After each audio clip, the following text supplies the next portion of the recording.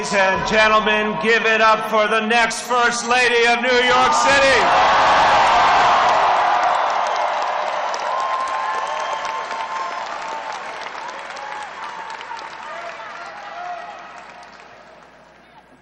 My fellow New Yorkers, today you spoke out loudly and clearly for a new direction for our city. United by a belief that our city should leave no New Yorker behind.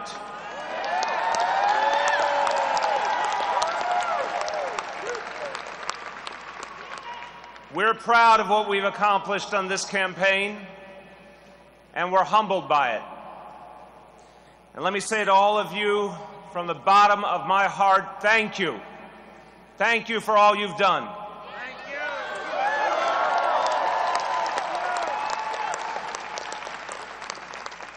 But let me be clear, our work, all of our work, is really just beginning. And we have no illusions about the task that lies ahead. Tackling inequality isn't easy. It never has been and it never will be. The challenges we face have been decades in the making. And the problems we set out to address will not be solved overnight. But make no mistake, the people of this city have chosen a progressive path.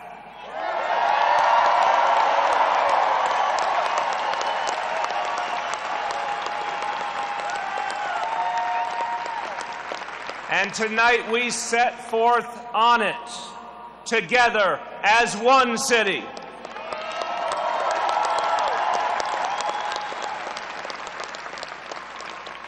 Estamos muy orgullosos de lo que hemos logrado en esta campaña. Seré claro, nuestro trabajo acaba de empezar. Los problemas de nuestra ciudad no serán fáciles de resolver. Pero una cosa es clara, la gente de esta ciudad ha elegido el camino progresista.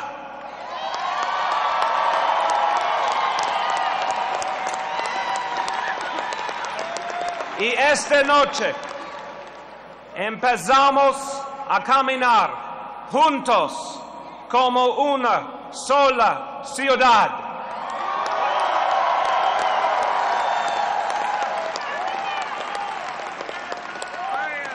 To everyone who knocked on doors, made phone calls, persuaded your friends,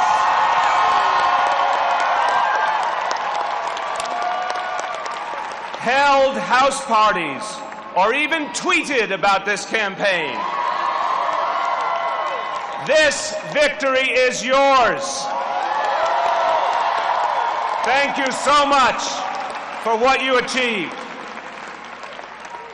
There are so many inspiring individuals and organizations, so many friends who made this victory possible. If I mentioned each by name, we'd be here all night. But you know who you are, and you know I wouldn't be here without you. I do want to acknowledge two close friends who guided and advised me at every turn, even when the polls didn't look so hot. Please give it up for Ambassador Patrick Gaspard and Nick Baldick.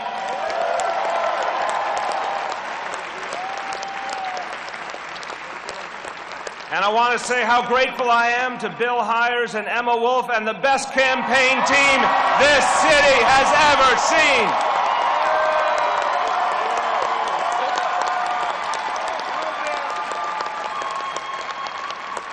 And a special thank you to two people who have helped me since my first run for city council here in this neighborhood, Gabrielle Fialkoff and Jim Crounce. Give them a round of applause.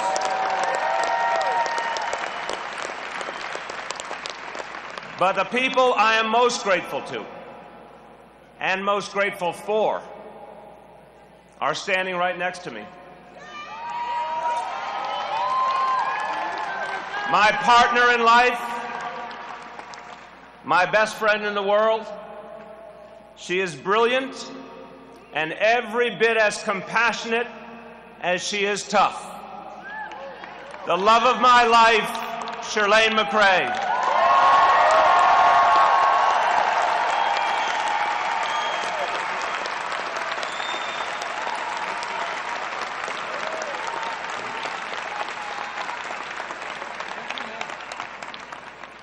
And of everything I have to feel fortunate about, I am most lucky, most blessed to be the father of two extraordinary children, Kiara and Dante.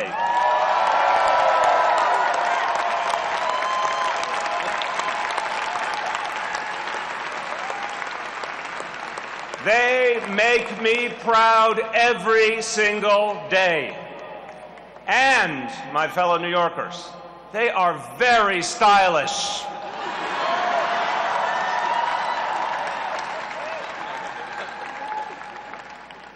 Tonight, I feel the deepest appreciation for generations of my family, including those no longer with us.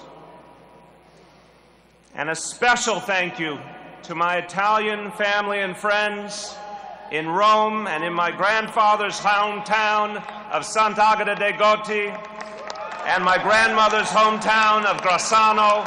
To them I say grazie a tutti.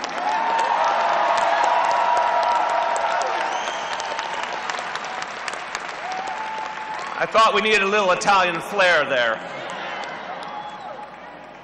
Now, earlier this evening, I received a call from Joe Lhota. And even though we have our differences, I know he loves this city as much as I do. And I want to say to everyone whose vote I didn't earn today, I promise that I won't stop working to earn your trust. Now, I've spoken throughout this campaign about a tale of two cities. That inequality, that feeling of a few doing very well, while so many flip further behind. That is the defining challenge of our times. Because inequality in New York is not something that only threatens those who are struggling. The stakes are so high for every New Yorker. And making sure no son or daughter of New York falls behind defines the very promise of our city.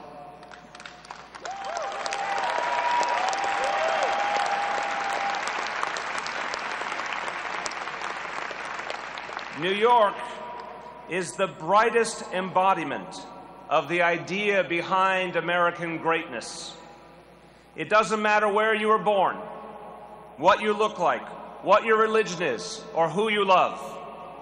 If you have brains and heart and guts and faith, this city, more than any other in the world, will offer you a real chance at a better life. For generations, New York has meant opportunity. That's what it has been to so many, and that's what it must be again.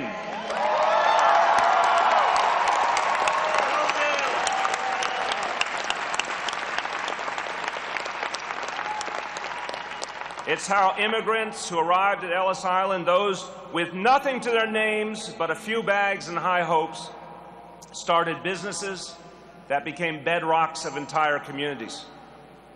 It's how kids who have grown up poor from every borough have become CEOs and playwrights, fashion designers and architects, doctors and teachers. It's how for generations, even in the face of untold economic stress, working parents in New York knew this city had their back.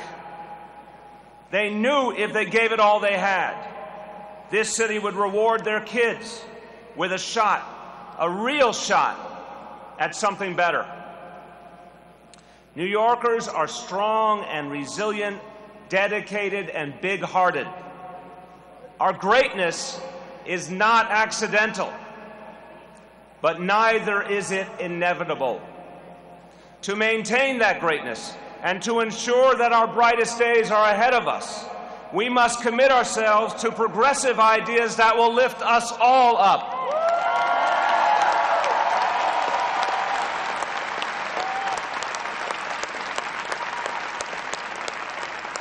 It won't be easy, but it is essential.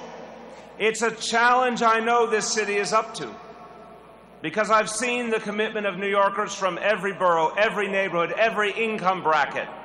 The commitment to rise to this challenge of our time together. The best and the brightest are born in every neighborhood. We all have a shared responsibility and a shared stake in making sure their destiny is defined by how hard they work and how big they dream, and not by their zip code.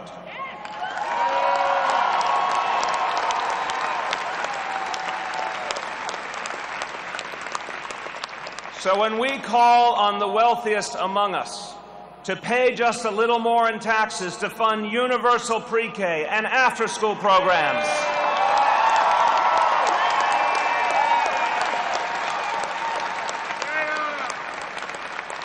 we aren't threatening anyone's success. We are asking those who've done very well to ensure that every child has the same opportunity to do just as well as they have. That's how we all rise together. Public safety is a prerequisite for the thriving neighborhoods that create opportunity in this city. And so is respect for civil liberties.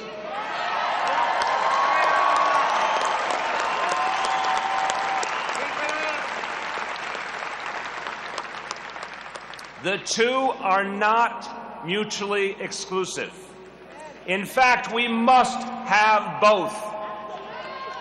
We must work to promote a real partnership between the best police force in the world and the communities they protect from danger, be it local or global.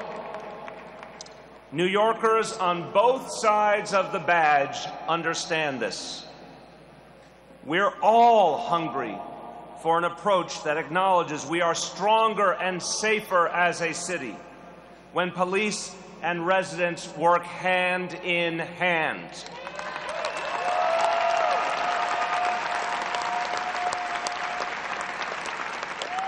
And that's how we all rise together. Opportunity in New York springs from strong neighborhoods. When we demand that big developers build affordable housing, and when we fight to keep our hospitals from becoming luxury condos,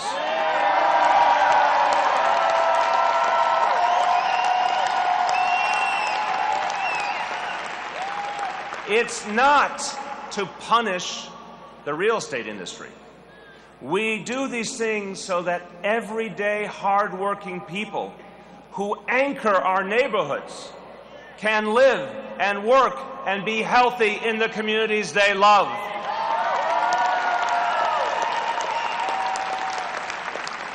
And yes, my friends, that's how we all rise together.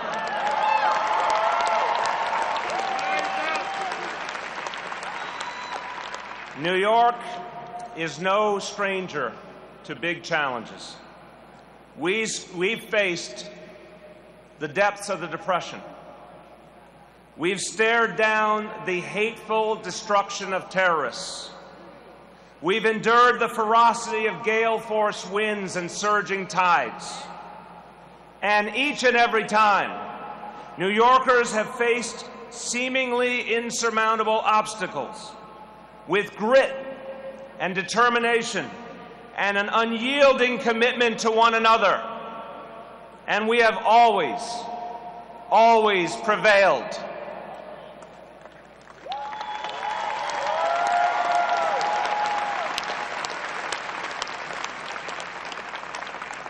But the challenge before us today is different from any we faced before.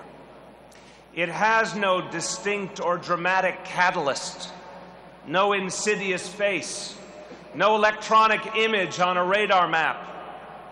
The growing inequality we see, the crisis of affordability we face, it has been decades in the making.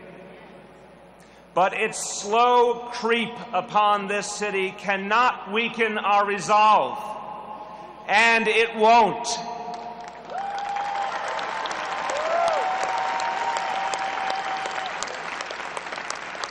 The people of our city come from so many different places with so many different stories. By our nature, we are clear-eyed and realistic. Yet we stand united. United by a shared hope, a shared optimism, a shared faith that there's no problem bigger than our city. No adversity more powerful than the might of our collective ideas and action. New York's resilience is legendary, our toughness is unmatched, and our will is unbreakable.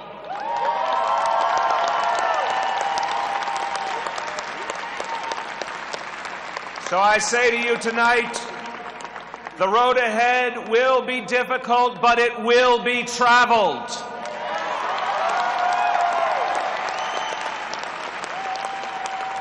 Progressive changes won't happen overnight, but they will happen. There will be many obstacles that stand in our way, but we will overcome them.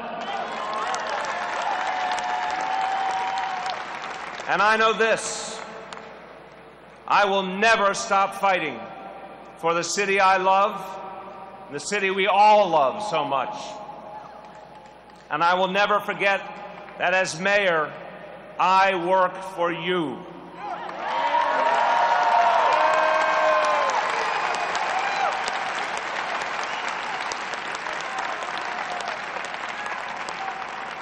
And we as New Yorkers, people whose stories wouldn't be possible anywhere else on earth, we know that we are not defined by the cold steel of our skyscrapers, but by the strength and compassion and boldness of our collective spirit.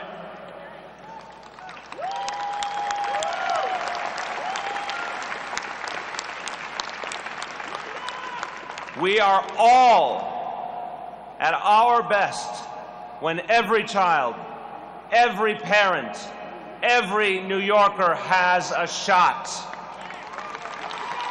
And we reach our greatest heights when we all rise together. Thank you, and God bless you.